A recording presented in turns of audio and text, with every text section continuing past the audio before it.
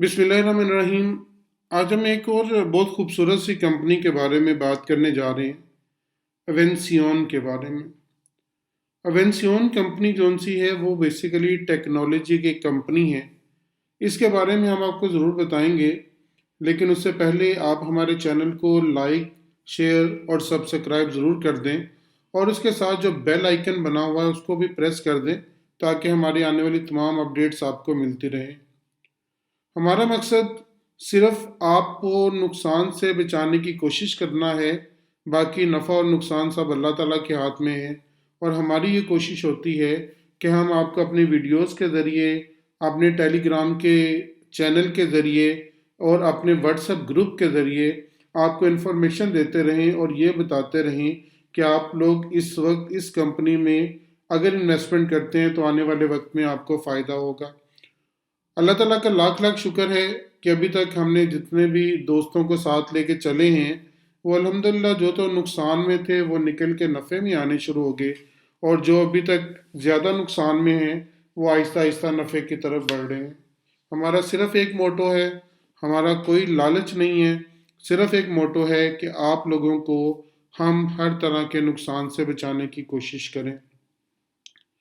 आज हम जिस कंपनी पे बात करने जा रहे हैं उसका नाम एवेंसियन है। टेक्नोलॉजी की कंपनी है, बहुत अच्छी कंपनी है, क्योंकि एवेंसियन वाहिद कंपनी है जो मुख्तलिफ ममालिक में अपनी खिदमात जोन सी वो सर अंजाम दे रही है। एवेंसियन बेसिकली एक लीडिंग प्रोवाइडर है इंडस्ट्रियल ऑटोमेशन में, प्रोसेस कंट्रोल और सिस्टम इंटीग्रेशन में, एज वेल एज ये एनर्जी मैनेजमेंट सोल्यूशन को भी डील करती है और साथ में सपोर्ट सर्विसेज भी फ्राहम करती है।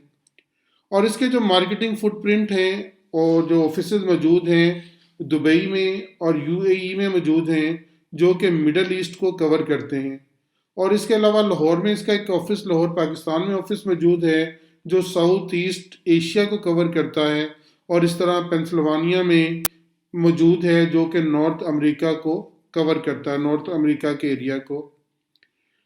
एवेंसियन जौन सा है ऑटोमेशन के बिजनेस में 1984 में एंटर हुई और ये transform into 360 degree solution provider for automation, energy management services and maintenance for blue chips companies. To date, the company has developed and integrated over 1,000 medium to large scale projects across 16 different verticals, including oil and gas, water and wastewater, FMGC, as well as power in the MEA and C. अब अगर देखा जाए कि company क्या क्या कुछ फराहम कर रही है, ऑफर क्या करती है, इंडस्ट्रीज़ में ये डील करती है ऑयल एंड गैस को, वाटर एंड वेस्ट वाटर को, फूड एंड बेवरेजेस को, इंफ्रास्ट्रक्चर और ट्रांसपोर्टेशन को, शुगर एंड एथेनॉल को और डिस्ट्रिक्ट कूलिंग को। और जो प्रोडक्ट्स ये कंपनी ऑफर करती है उनमें control valves, PLC and DCS, building technologies, fire and gas detection, SCADA and HMI, VFDs and motors. और जो सोल्यूशन फ्राहम करती है उसमें ये कंपनी दे रही है स्काडा सिस्टम दे रही है, पिम्स दे रही है और डिस्ट्रीब्यूटेड कंट्रोल सिस्टम दे रही है, बिल्डिंग मैनेजमेंट सिस्टम दे रही है, क्लास दे रही है और प्रोसेस लूप ट्यूनिंग दे रही है। इसके अलावा कस्टमर सपोर्ट में जैसे रूटीन में कस्टमर सपोर्ट भी देती है, साथ रिलायबिलिटी सोल्यूशन भी देती है, मॉडर्नाइजेशन भी दे रही है और मेंटेनेंस सोल्यूशन, इसके अलावा ट्रेनिंग और स्पोर्ट, गार्डशिप एट्सट्रा एट्सट्रा एट्सट्रा।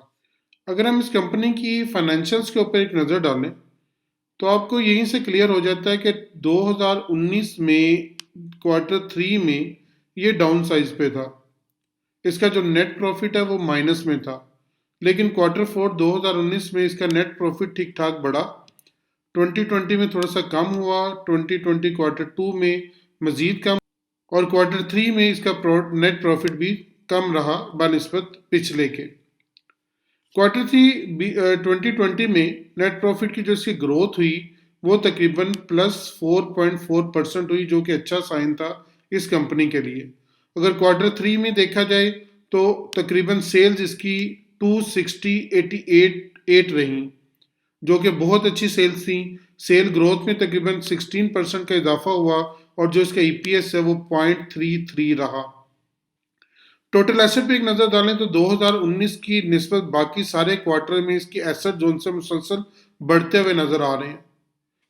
जो इसकी टोटल लाइबिलिटीज हैं वो तकरीबन 1.173 हैं, टोटल इक्विटी जोन से 3.9 की है, टोटल इन्वेस्टमेंट 2.8 की है। और अगर इसकी एक एनुअल रिपोर्ट पे नज़र डालें हम लोग तो 2015 की निस्बत इसकी मुसलसल नेट प्रॉफिट जो है वो बढ़ रहा है, जिससे मुराद ये है कि कंपनी मुसलसल ग्रो करती आ रही है। और अगर अदर साइड पे देखे जाए तो इसके एसेट्स भी बढ़ रहे हैं, जिसमें कंपनी मजबूत हो रही है। कंपनी भी मजबूत हो रही है, कंपनी के नेट प्रॉफिट भी बढ़ रहे हैं, कंपनी की सेल्स भी अच्छी हो रही हैं। कंपनी को जो नेट प्रॉफिट ग्रोथ है 2019 में 13% का रहा, जो कि अच्छी ग्रोथ है।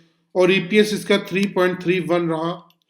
अगर हम इक्विटी प्रोफाइल पे एक नज़र डालें तो इसकी जो मार्केट कैपिटलाइजेशन है वो तकरीबन 19.198 है। और जो टोटल शेयर इसके और जो टोटल शेयर्स हैं इसके वो तकरीबन 21 करोड़ के करीब हैं। और जिनमें फ्री फ्लोट जोन से हैं वो तकरीबन 5 करोड़ 82 लाख 22,122 हैं, जो कि टोटल शेयर्स का 27.49% बनते हैं। अगर हम इसके एक दफ़ा रिजल्ट पे नज़र डालें कि 2019 में और 2020 में इसका रिजल्ट क्या रहा, इसके ईपीएस में क्या फ़र्क पड़ा, तो 2019 में जो इसका रेवेन्यू था वो तकरीबन 2.9 था, जो 2020 में बढ़कर 3.6 हो गया और इसमें जो ग्रोथ हुई तकरीबन 23% की हुई। प्रॉफिट बिफोर टैक्स जो सा वो 5,26,000 था, लेकिन जो बाद में बढ़कर 7,52,000 हो गया और प्रॉफिट बिफोर टैक्स में ग्रोथ हुई 43% की। टैक्सेशन में देखा जाए तो उसमें जो माइनस में है -86%। प्रॉफिट आफ्टर टैक्स जोन सा है वो 57% प्लस रहा। 2019 की निस्बत 2020 में 57% इसमें बढ़ोतरी हुई, 57% ये ज़्यादा रहा। रेवेन्यूज के कम हुए, 14% कम हुए और प्रॉफिट बिफोर टैक्स जो सा वो 31% बढ़ गया और टैक्स जो बेनिफिट एक्सपेंसेस थे वो -82% रहे। और इसके अलावा प्रॉफिट आफ्टर टैक्स देखें तो वो 46% रहा। इसके अलावा अगर इसका ईपीएस देखा जाए कंसोलिडेटेड जोन सा फॉर 9 मंथ सितंबर 30 2020 तक, तो बेसिक अर्निंग पर शेयर इसका 3.5 रहा, जो कि 2019 में 2.24 था। एवीएन इस चैनल के अंदर तकरीबन अगस्त से घूम रहा है। अगस्त में ये इसी चैनल के दरमियान मूव कर रहा है, यहाँ से यहाँ पे गया, ये हाई लगाया, उसके बाद दोबारा इसने यहाँ पे टेस्ट किया, फिर ऊपर जाने की कोशिश की लेकिन जा नहीं पाया, दोबारा उसने टेस्ट किया और उसके बाद यहाँ पे आके उसने टेस्ट करके 3-4 दफ़ा रिजेक्शन ली और यहाँ से वापस आया। लेकिन जब इसने इस पॉइंट पे ब्रेकआउट दिया जो कि तकरीबन 14 दिसंबर का बनता है, 14 दिसंबर को उसने पहला ब्रेकआउट दिया और उसके बाद इसको यहाँ इस पॉइंट पे आकर रिजेक्शन मिली और रिजेक्शन मिलने के बाद ये वापस आया और फिर दरमियान में यहाँ पे थोड़ी देर कंसोलिडेट हुआ इन दो पॉइंट के दरमियान में, लेकिन उसके बाद दोबारा इसने कल ब्रेकआउट दे दिया। फ्राइडे को इसने दोबारा ब्रेकआउट दे दिया। अब इसकी अगली मंजिल कौन सी होगी? अगर तो ये इसके ऊपर सस्टेन करता है तो यहाँ से इसका जो पहला लेवल है तकरीबन 100 का बनता है। अगर ये 100 के दरमियान सस्टेन कर गया, 100 से ऊपर सस्टेन कर गया, फिर इसका जो अगला लेवल है तकरीबन 120 का बनता है। कि इस अरसे के दौरान यहाँ पे इस एरिया में इसमें ठीक ठाक वॉल्यूम जनरेट हुए।